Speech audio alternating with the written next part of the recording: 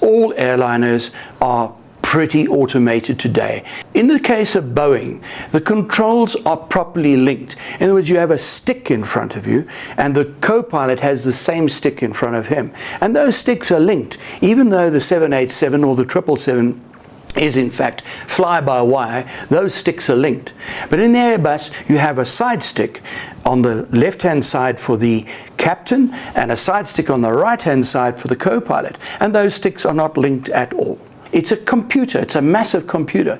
And if the computer starts losing input data, such as when the pitot tubes freeze up and that sort of thing, the aircraft's computer starts giving bad information out.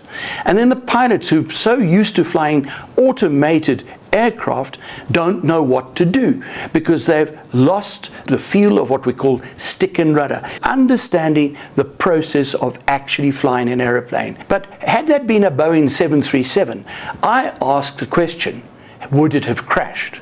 Simply by the fact that both the captain and the co-pilot would be recognizing what's actually happening in the cockpit. Until they find the black box and determine exactly what happened, a little bit of what I'm going to say is speculation. The pilots went too high.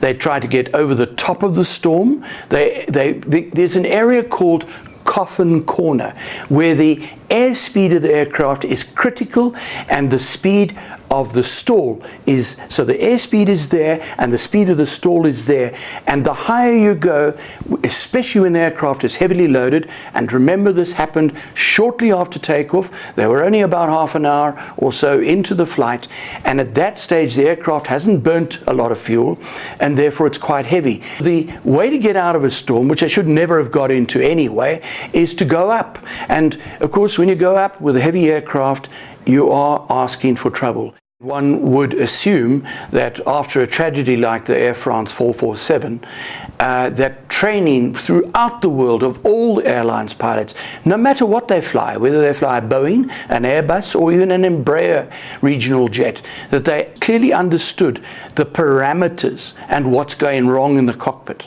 and therefore could rescue a situation.